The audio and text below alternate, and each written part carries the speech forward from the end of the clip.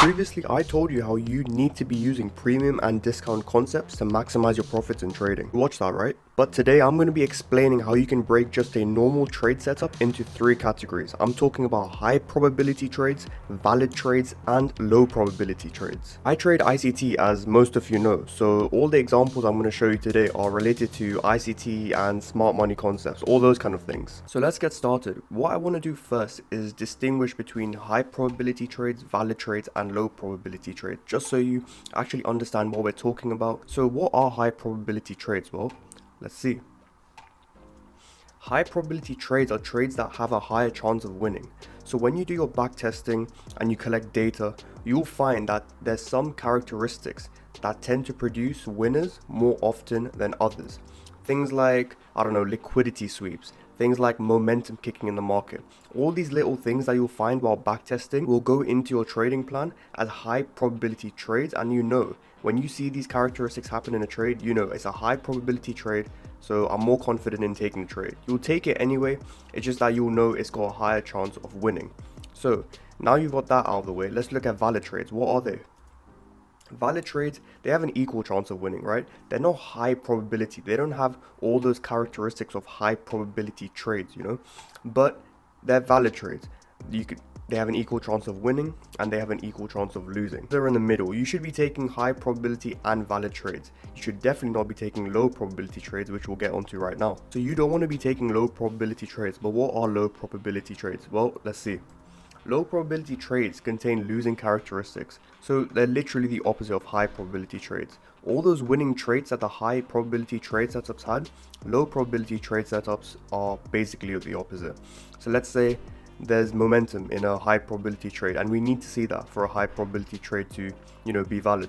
So a low probability trade won't have that. It'll have some weak sort of break of structure, maybe a wick coming out, or no liquidity sweep. All these things will signify a low probability trade, and these are the ones you need to avoid, because after collecting a sample and a lot of data, right, in backtesting, you'll realize that some things keep happening again and again which produce losers. So if we just take that out, if we categorize that as a low probability trade and take that out of our trading plan, we'll not only increase our win rate, but also avoid so many losses in the process, which will just improve our psychology even more. That's why instead of just trading here and there, you need to categorize your trade setups into these three categories, so you know exactly the probability of them playing out and also the setup quality that you're trading with. I'm going to just quickly draw a generic example of a support and resistance strategy and what a high probability and a low probability setup may look like.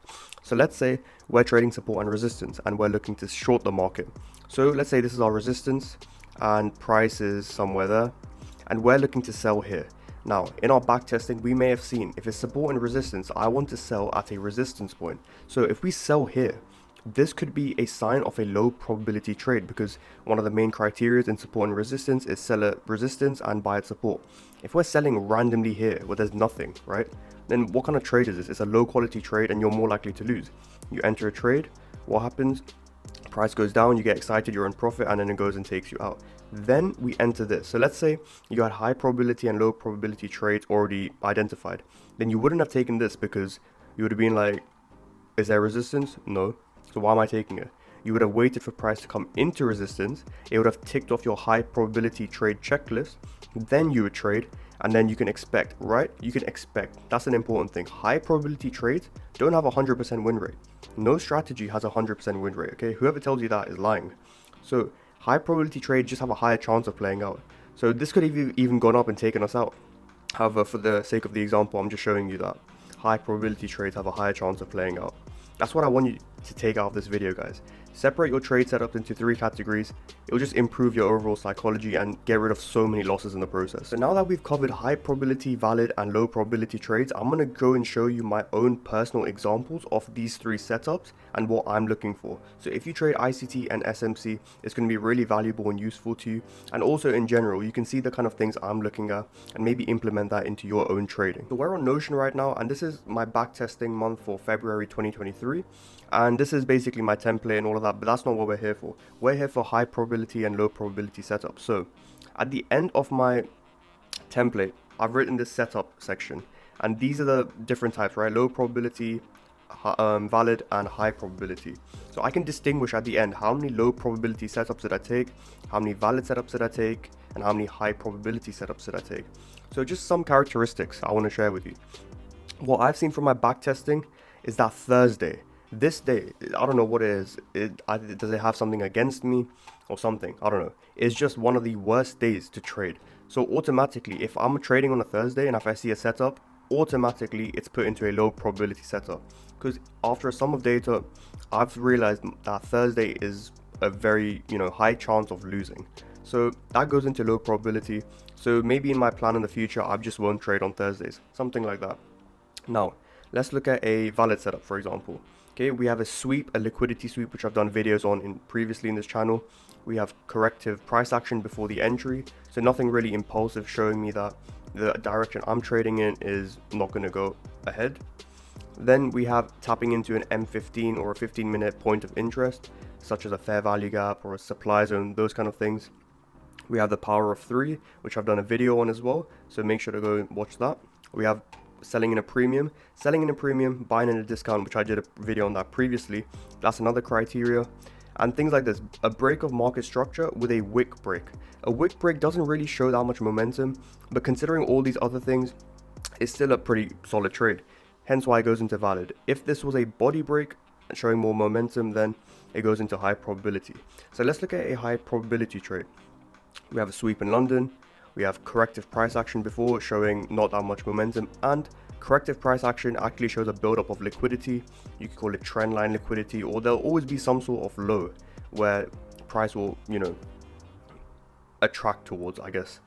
Then we have a tap into an M15 point of interest. We have a body break, all these kind of things, and a power of 3, of course. Another thing is the opening price. This is really crucial in ICT trading. If we're above the opening price when we're shorting, that's high probability. If we're below the opening price when we're buying, that's high probability. The other way around, it's not really low probability, but it becomes a valid trade really. Break of market structure is really important. I don't know if you've seen ICT's silver bullet, but he talks about the London one, where I'm actually going to do a video of the London silver bullet. And basically all that is a specific time where the break of market structure happens, which is extremely high probability. So stay tuned for that video, guys. Another high probability thing that I've seen in my trading is that Tuesdays and Fridays are high probability trades. I mean days. Trading on those 2 days, I already know that if all these other criteria are met, it's going to be a high probability setup and a higher chance of hitting my take profit level. So those are some personal insights of my own trading in ICT and smart money concepts. I'm hoping you understood some of those and you can actually apply those to your trading. Yeah, I hope you got some insights out of that. As usual, guys, I encourage you to backtest thoroughly, as getting more data for yourself and your own trading style is only going to benefit you. Nothing more to say from my side. I'll see you guys next week as usual. Peace.